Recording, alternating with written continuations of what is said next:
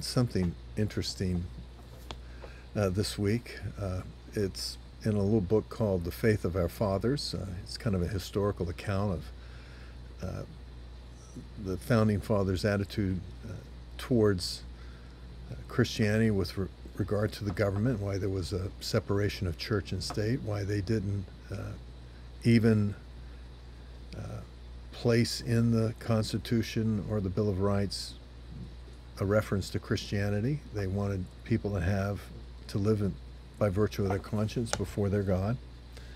And they trusted in that freedom would be something that would allow for people to have the right and privilege to worship as they saw fit in good conscience. And in all honesty, it's what's made our nation in many ways great.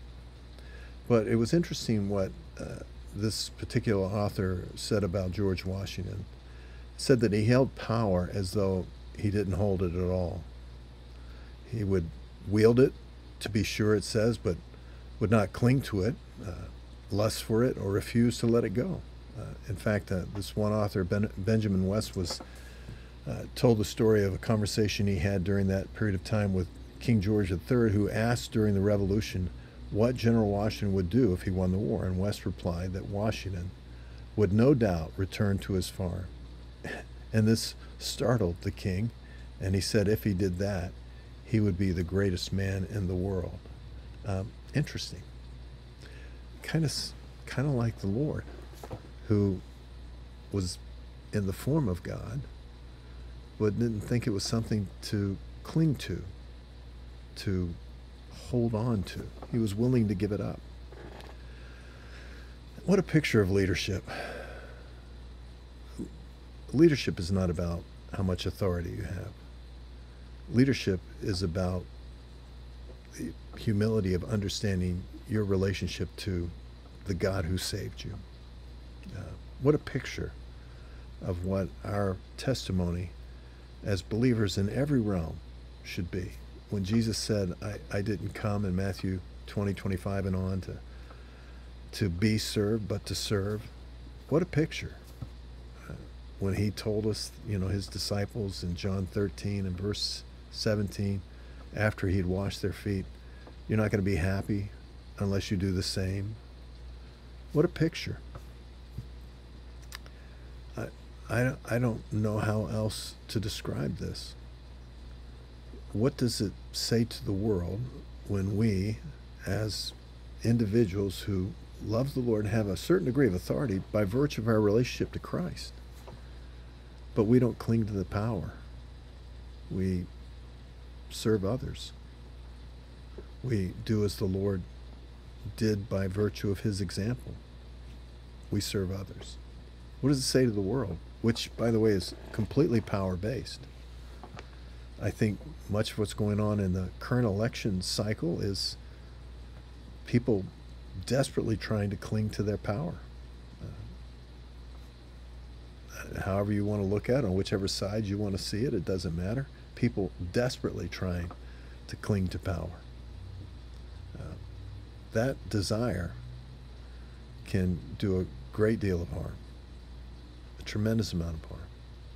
How much harm has been done by powerful governments or powerful people or people who had authority or power over innocent people. I just want you to consider, as believers, what's the testimony that we want to leave behind? One of the things that I have always kind of hearkened back to, it meant a lot to me, is my grandfather. I call him Grandpa. He let me go with him. He enjoyed having me with him.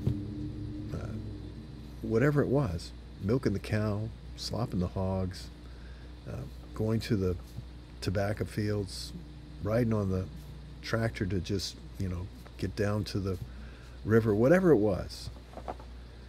He enjoyed having me there. And you know what? I'll never forget just the fact that he, in that small way, he served. He served me. I remember I had a real inkling to catch I wanted to catch a snapping turtle. And Grandpa had this idea that if we put a dead chicken in a trap in the middle of a creek, that the turtle would swim up the creek, or, crawl up the creek and get trapped in the thing. Well, we let it sit there for a few days, and that was one stinky box. Never caught a turtle, but it sure was fun building that trap with Grandpa. Now, he had lots of things on his plate, but he took time to do that with me. I'll never forget those small little things. It always meant the world to me. I hope in our life that the testimony that we make as Christians, what's remembered about us is that we didn't demand, we served. Till next time, friends, God bless you.